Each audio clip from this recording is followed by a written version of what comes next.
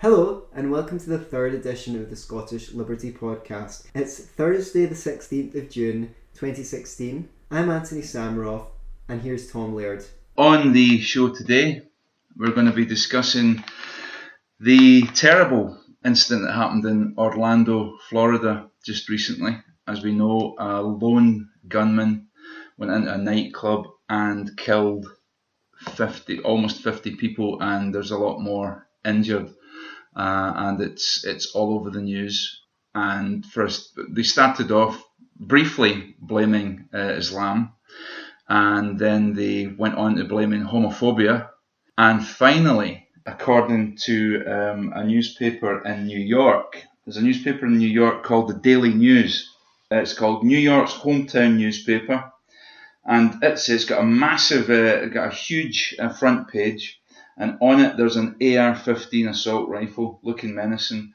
And there's a small picture of the perpetrator of this crime, which is what it was. I don't even know if I would even call it a terrorist offence. I would just call it a crime.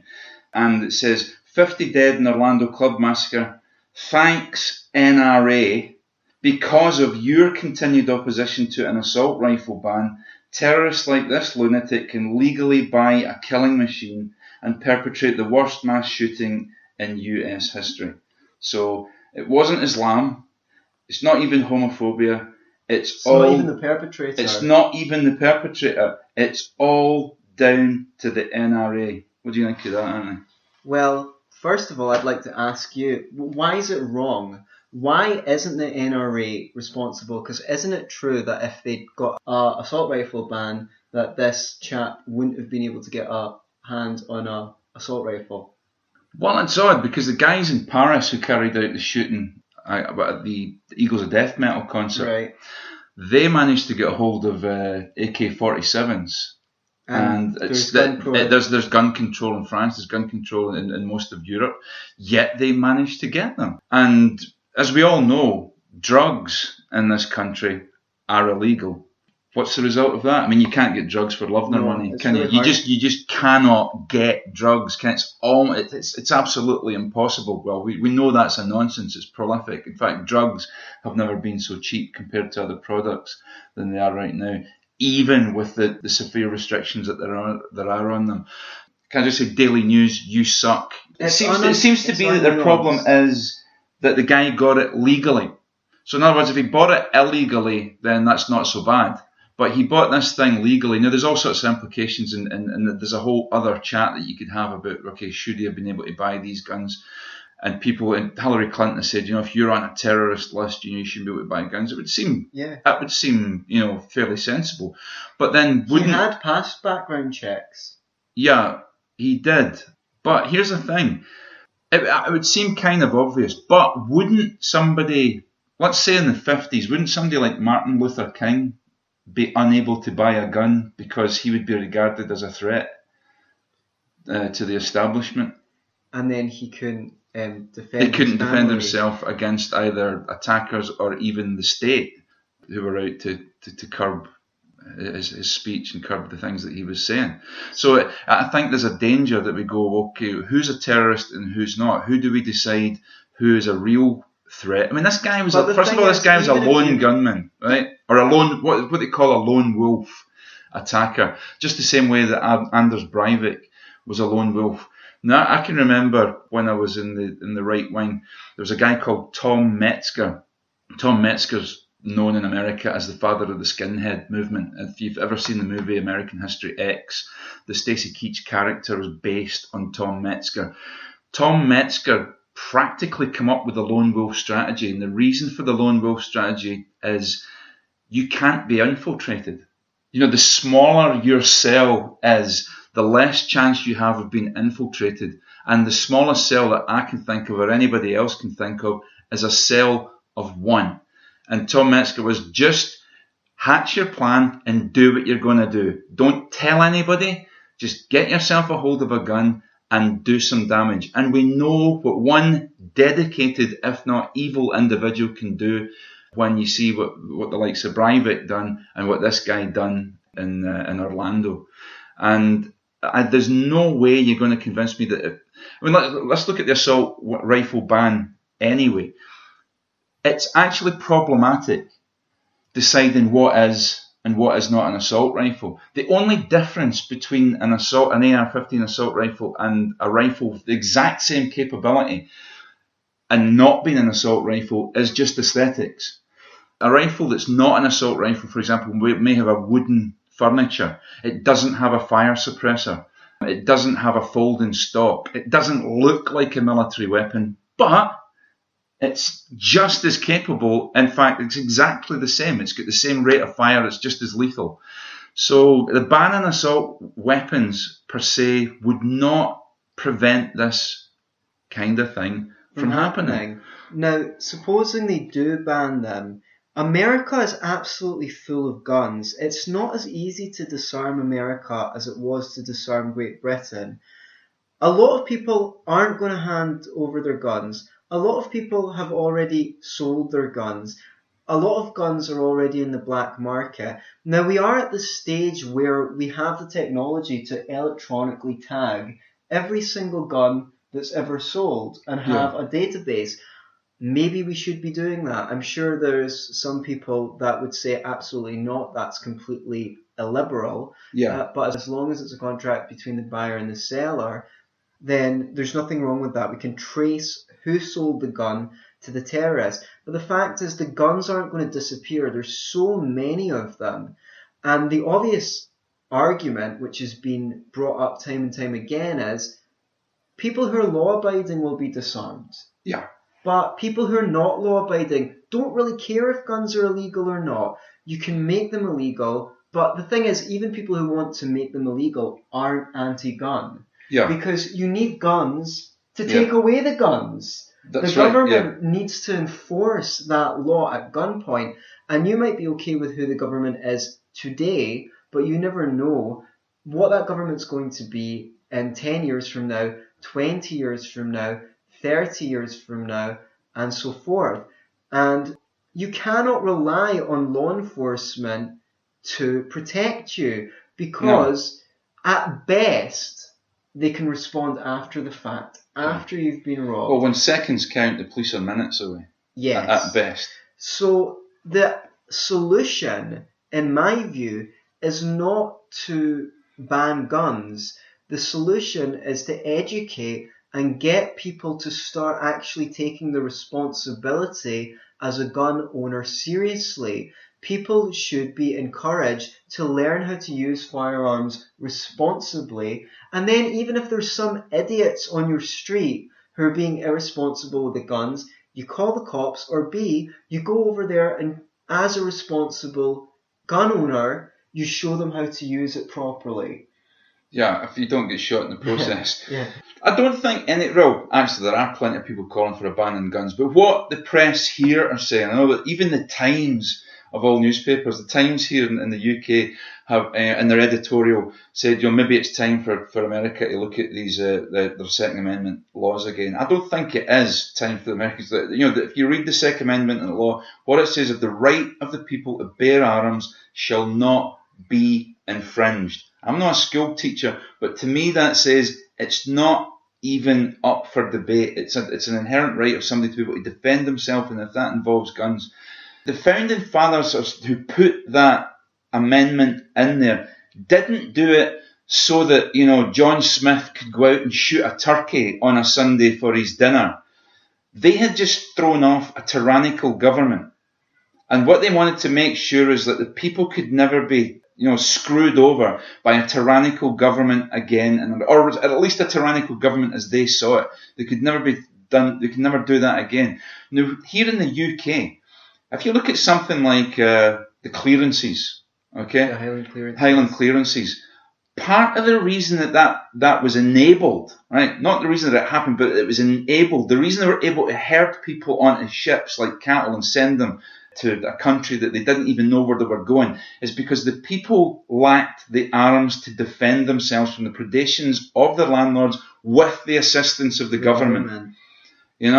So this is what the 2A is about. That's what the Second Amendment is about. People being able to defend us. Now, you say, okay, why do they need a weapon that fires 30 rounds. Now, first of all, it's not an automatic weapon. It's a single-shot weapon. Yes, you get a magazine with 30 rounds in it. As long as you keep pulling the trigger, you will discharge a round. Why do people need that? Okay, why do the police need them? Right, why does the military? Yeah, exactly. If you can make that same argument. Oh, but the police are up against criminals. What, and somebody in their house in an area that's not, it's all right for someone in New York, the New York Daily News, wherever they were. It's all right for living in a nice apartment in Manhattan where you can phone the police and you'll probably get them to come reasonably quickly. But if you're living in a neighbourhood where the police maybe don't come around so much, and if they do, they're reluctant and they take ages to come. And they're not under obligation to defend you either. That's right. The Supreme Court has ruled in America that the police have no duty to defend you. So it falls on yourself to defend yourself. And by the way, it may be the police or the government in the end that you might have to defend yourself from. And they're certainly packing this heat. In fact, they're coming at people with armoured cars. Yeah, we've seen so many videos on YouTube over the last few years of police brutality. The thing about guns is they're the great equalizer. A woman can protect herself from a man twice her size when she's armed. A weedy guy like me stands a chance in a gun battle with a ex-soldier like you. Do you know what I mean? It's a great equalizer. It makes people afraid to commit crimes. Now, I don't think fear is the best motivation not to be a criminal, but I'll take it. I would rather people weren't criminals because they had good values, they liked other people, and they were lovely philanthropes like me. Yeah. But not everyone's like that. And the last defense I will take is, you're afraid to break into someone's house because they might have a gun. You're afraid to mug someone because they might have a gun. You're afraid to rob the corner shop because the person behind the corner shop doesn't have a gun. What about a psychologist who works with psychopaths? Shouldn't he be allowed to have a gun in his drawer? And on the point of guns being the great equalizer, where did the shooting happen? But in a gun-free zone. Yeah. As always, the shootings always happen in gun-free zones. That terrorist or criminal, whatever you want to call him, didn't say, "Oh, gun-free zone. I better not go here with my rifle because it's a gun-free zone." No, everyone else went in there without their guns.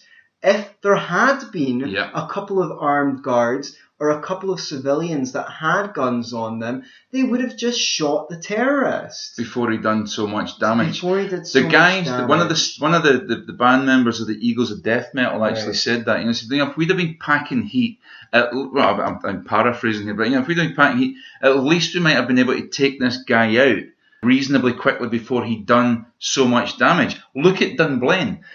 If one of the teachers or the headmaster, somebody had a sidearm and knew how to use it, couldn't they have took that guy out before he killed all of those kids? Just get a couple of people at the school who are trained, whether it's the janitor or whether it's... Well, I can't think of anything more frightening than a Janny with a gun, to be honest. But that's an interesting one. That's another show. At least you have to have someone trained. It could be the school nurse, for God's sake. Do you know what I mean? But you could have a couple of people with a concealed firearm so as not to be waving it around in the face of the children. That would have solved the problem. That would have solved the problem. But as long as there's people in the world, there's going to be murders. In fact, to my knowledge, more people in America die every year, certainly in sense of murders. Well, in motor accidents, without a question. Ban this four-wheeled menace immediately. But more in murders, at least, more people are actually killed by blunt instruments than are killed with automatic firearms, or indeed even sidearms. But far and away, most firearm deaths are carried out with sidearms. They're not carried out with rifles or even assault rifles. I think the Columbine shooter carried out his killings without one. I mean, it makes little difference, really. A gun is responsible for killing people in the same way that a shovel is responsible for digging a hole. It takes someone to pick the gun up, load it, and use it maliciously for this kind of thing to happen. But you don't look. Timothy McVeigh killed over 100 people, and he'd done it with fertilizer. If you are dead set on wiping out a lot of people, and you're a lone guy, and you haven't told anybody you're going to do it, there is very little that you can do, people, to prevent that. And certainly taking guns out of the hands of law-abiding people and leaving them in the hands of violent criminals doesn't seem to be a very sensible solution to me. Yes, and the thing is, people who are against gun ownership are so certain that it's a cut and dry case that they actually don't even bother to check the facts. They're like, isn't it obvious? Isn't it obvious that guns should be banned? Now, if you're listening to this, you should look up the figure on how many people prevent crimes, how many law-abiding citizens prevent crimes every year because they happen to be carrying a gun when it happens. You will get figures everywhere from 100,000 a year right up to 2.5 million a year in the USA. That's a lot of crimes prevented. Now, I know some people will say, well, what if some of those crimes were only there because the people had guns? That might be a percentage of it, but it's not certainly the whole story. So there needs to be a balanced view. The other thing when it comes to checking the evidence is, have you ever looked up states that have introduced more strict gun legislation? Well, I kind of know for a fact that any dictatorship has to, first of all, disarm its population. Adolf Hitler disarmed the population. Stalin made sure that the population was disarmed. Fidel Castro disarmed the population. I'm sure they did it in Korea, North Korea as well. You cannot have... It's extremely difficult to have a dictatorship when you have a well-armed populace. America has obviously 50 states, and some of those states, or some cities, some individual cities, have passed stricter gun regulations. Okay. And what invariably happens is crime goes up, not down. There may even be cases of places where they've repealed those laws and the incidents of crime have then lowered. Yeah. So I'm just asking people who are skeptical about this stuff, actually do some fact checking. Please, you don't have to take my word for it. I'm not the authority, but get on Google and have a look for yourself. I mean, do you think there's an attitude amongst those on the left and liberals in America especially that somehow gun culture is a right-wing thing and they associate it with sort of machismo? There's something about it that gets their back up more than the actual. It's one of these things that America has turned into a really partisan issue because, of course, if you're a Democrat, you need to be against gun control, for abortion. Wasn't this guy who carried out this atrocity in Orlando? He was a member of the Democrat Party. Okay. Now imagine he'd gone in wearing a Make America Great cap on his head. Yeah. The whole of America would be like, see, this is what Trump supporters are like. Yeah. Right? Do you know what I mean? Or if he'd have been a member of, let's say, that mad pastor's Jonesboro Baptist Church, who say, God hates fags, this is their big thing, they would immediately associate it. But hi, this is Antony and Tam, and we just decided to put an addendum in at this bit because it's really ironic because we found out that today a Labour MP was shot. Yeah, and condolences to all those that are concerned with that.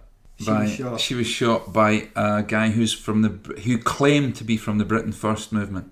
Because the media has been all over this and saying right wing this, right wing that if he'd been wearing a Trump Make America Great hat again, it would be all Trump supporters are like this. And, neither of us, I don't think, are Trump supporters or consider ourselves on the right wing for that matter. Like, I certainly don't. And I think that I always consider libertarianism to be a third wing ideology. And I believe Britain First have actually released a video saying that they condemn this. Just watch out for this kind of thing, because when this happens, it really depends on the group whether or not the media decides to go to town on it. At least, anyway, we'll go on with our podcast. weird watching the press and watching the left do acrobatics to try and make this not, and I'm not saying it necessarily is an Islamic crime, but they're heavily trying to disassociate this from even ISIS, never mind Islam. Yes. And he did phone up saying something about ISIS. He did. He phoned up the emergency services and said he was claiming it. And ISIS have actually claimed it. I mean, why wouldn't they? This guy's done or struck a blow for them against the great Satan. But despite that fact, and I'm not saying that this has got anything to do with Islam per se, but it's amazing to watch the press do somersaults to try and make it. But whereas they would not do that. Like you say, if the guy was wearing a Trump for President baseball cap when he went in and done this, or it had been somebody from the Jonesboro Baptist Church that had done this, they would have immediately said, see, look, that's the kind of people that you're dealing with. Yeah, that's what the right are like. The thing is, we do need to talk about, because what people believe does affect their behaviour. Of course it does. If I thought this house was on fire, I'd be for the door. So people with extremist religious views, that is going to change their behaviour. And I think now you're meant to call it Islamism when it's extreme Islam, and if it's moderate, then you just call it Islam. Because I think I think it is relevant to libertarians because Islam or Islamism isn't just a religion. It's a political philosophy as well. And it can be a form of cultural imperialism. It says a lot in Islam, really, about kafirs, which means a non-Muslim. You know, a lot of what is in the Islamic doctrine is about how Muslims should behave to non-Muslims. That's not the case with the Old Testament or the New Testament. Like, Judaism is about how Jews should behave, and Christianity is about how Christians should behave. And let's be clear about this. The West has killed a lot more Muslims than Muslims have killed Westerners. Well, certainly in recent history. Recent years, I mean, Afghanistan, Iraq, drone bombing Pakistan, what's going on in Syria, sanctions against Iraq, all sorts of stuff. Funding both sides of the Iran-Iraq war. I think it's fair to say that the majority of casualties will have been Muslims. That said, we do have a right to criticise ideas. I'm sure on this show, we'd be very critical of people with communist views and with, statist views about how we should... All sorts of collectivist views. Yeah, all sorts of collectivist views. And Islam is not just a religion. It also talks a lot about how the state should be run and so forth. And what we should not have been fighting a war on terror. That's us looking as a culture, a Western culture. How have we dealt historically with other cultures when we have a conflict, which is we go to war?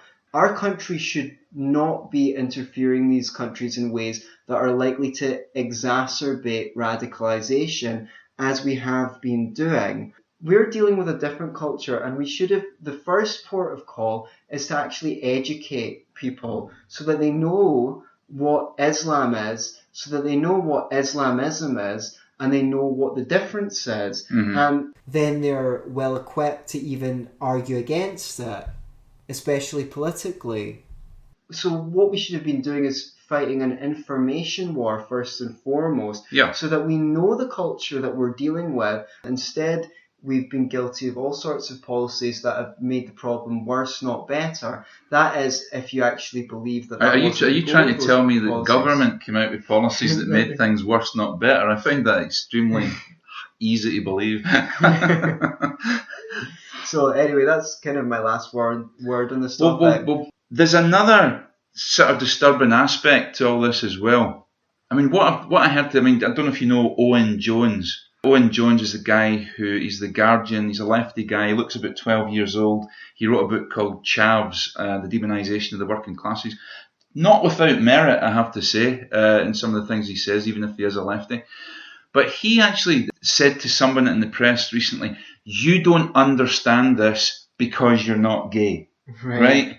I don't know if y'all out there know this, But certain left-wing think tanks have done experiments, and they've found out, they've proved this, it's empirical, that when you shoot and kill a gay person, they're up to 8.5 times more dead than any other kind of person. This isn't a gay issue. It really isn't. This is a man who went into a nightclub and shot 50 people. He shot 50 people regardless. And if he hadn't have shot gay people, I am absolutely convinced he'd have shot whoever he could. He may have shot 50 women because they were dressed, in his view, not in accordance with Sharia law. He may have shot 50 Jews, for example, because he felt that they violated the rules of Islam. Whatever. I think he was certainly a disturbed individual. I think he's certainly a criminal. Whether you could even call this a terrorist offence, I don't know. This is not a hate crime against homosexuals. I'm not sure about that. Well, okay. He did target a gay. He did target event. a gay. Well, I mean, and they've also, bizarrely as well, they've tried to say that he could have been gay himself, and somehow, he was a closet gay, and this is how he dealt with it. Well, maybe Anders Breivik was a closet socialist, when he shot all those people in Norway. I don't know if that's the case. All I know is, here's the thing. He killed 50 people. Right. Whether or not they were gay, black, white, women, whatever, you just can't go around doing that. It's not right. For me, it's a lesser issue. Yes, I understand why gay people are saying, well, but you don't understand, we've got to face this kind of violence all the time. People face violence every day for all sorts of reasons, and it's not a good thing. But I think if this guy hadn't have targeted this nightclub, he certainly would have committed a similar atrocity somewhere else. But my final word, certainly on the gun control side of things, is this. I understand people want to save lives and they go, look, it's terrible, look, less guns, surely it equals less gun deaths. And that would seem to make sense. But there are bigger issues involved. And again, it's one of these subjects that we've touched on that's bigger than the time that we have. So we'll probably go into it again in some part in the future.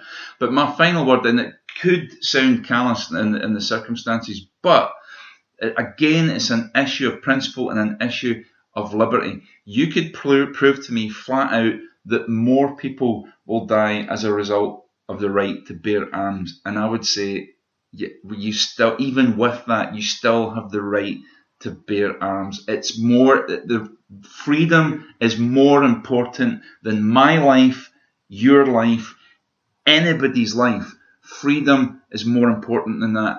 And I'm afraid the Second Amendment in America is a necessary thing. Until nobody has guns, then everybody has to have the right to have them. Yes. For me, it's not just the freedom, which I think is extraordinarily important.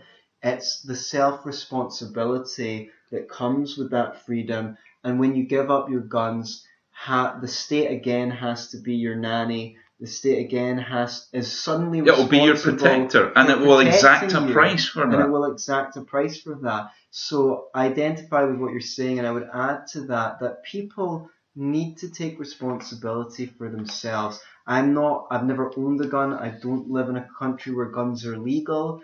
If I lived in a dodgy area and I was married with kids, I might have one, but if I did have one, I'd learn how to use it properly.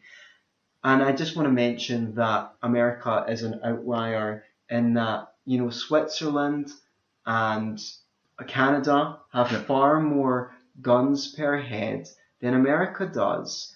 And yet they don't. But I don't know if you have the right to carry. They don't. I don't know, but they don't have a gun crime problem.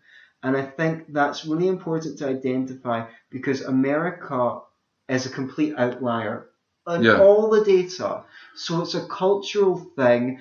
For some reason, America is culturally weird around guns, and that needs to be dealt with on the cultural level. You need to actually dig down and find out what's motivating people to be more violent with guns in America than anywhere else, and fix the problem at that level. Anything else is just a patch-up job. Yeah, I would agree. Is that your final word on it? That's my final word. Excellent.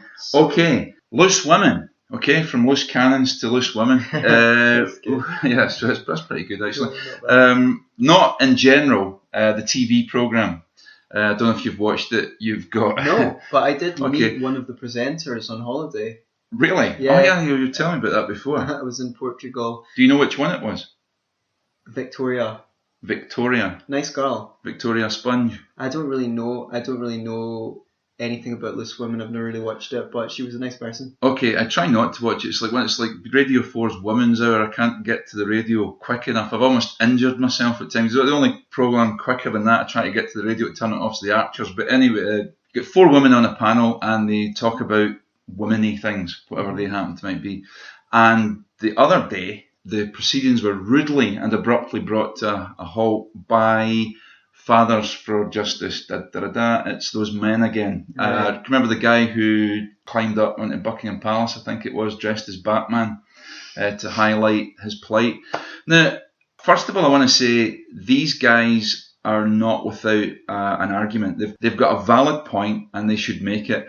But I'm not sure that tactic is the right one to use. I mean, we've seen the tactics that feminists have used to shut down people like Warren Farrell at Toronto University and things like that. Warren Farrell's a sweetie. He is a sweetie. Out of every men's rights activist that you could pick at, you pick at the one that was a prominent feminist and has started 300 women's. But then that kind of shows you the kind of bullying of that particular type of feminism. You know, let's not attack somebody like Paul Elam or even somebody on the extreme like Jack Donovan, because they might actually hit back. Yeah. Let's attack somebody who's a sweetie because we can bully them. It's a similar kind of thing. I think with Fathers for Justice, I think they might have scored a bit of an own goal here, because I think you're right. I don't think this is the right tactic to use.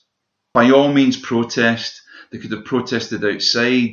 It just makes you look like an asshole. Yeah. And how does it stand? I mean, how do we stand with it? I mean, we're all for free speech. What if it works? You're just basically bullying people into take up policies that you like. It's not democratic. It's not. You're not really convincing anybody. You're not convincing people. It's just whoever shouts the loudest, whoever blockades the most doorways. How would we say it stands with the non-aggression principle? I don't think it does. And see, when Ghandi was around... Was he part of Fathers for Justice? This is one of the things that there's Ghandi, the symbol, and there's Ghandi, the actual human being, right? Yeah. He had very specific political goals, and anytime someone didn't agree with him, he'd just go on this fast and start starving himself to death until people gave in. And because he was such a prominent and well-loved figure, people kowtowed. And one of those incidents since this Indian, shall we call him a philosopher, called Manu came along and started reinterpreting how Hindus should behave, brought in the caste system, brought in very inegalitarian policies towards women and culturally spread them. There's this group of people called the Untouchables, and people would like bath if you stood in the shadow of one of them. You know, they're the caste below the 4 castes. There was an activist in Gandhi's lifetime who wanted to give them their own parliament, or their own representatives in parliament, and Ghandi was against it, not because he was against the Untouchables, but because he wanted the country to be united and for other reasons like that. And he went on a hunger strike until the gentleman who was leading this movement finally gave up, because if Ghandi, he said he didn't care about himself, someone might have assassinated him if Ghandi had killed himself on his hunger fast, but it would have been a disaster for his people. And I just bring this up because, first of all, it's interesting historically and no one talks about it, but it's an example of where these tactics go.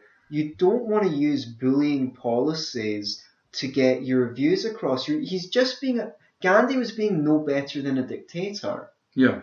He was using his clout to bring the whole country to a standstill for his personal political agenda. There was nothing democratic or caring about it. Fathers for Justice need to find every opportunity they can to publish articles, to give talks, to go out and engage people, get talks on university campuses, make alliances with other groups, make alliances with equity feminists who are interested in father issues, women who want dads to take more of a role in the parenting of children. Well, yeah, because there's a lot of women out there who call themselves feminists who realise at least that what is bad for one half of the population is going to affect the other half of the population adversely as well. Yes, and we need to open up dialogues and start, okay, you have one of your speakers, we'll have one of our speakers, and we'll see if we can learn something from you and you can learn something from us. But I don't agree with these bully boy tactics.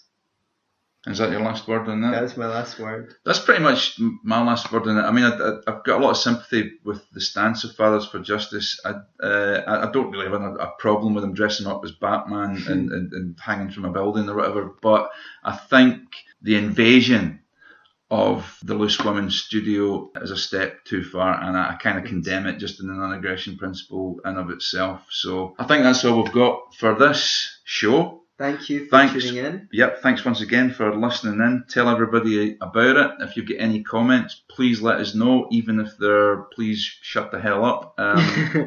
We'll take that. Please share this show on your Facebook wall and subscribe to us on YouTube or on iTunes. What's your last word on this show? Be libertarians.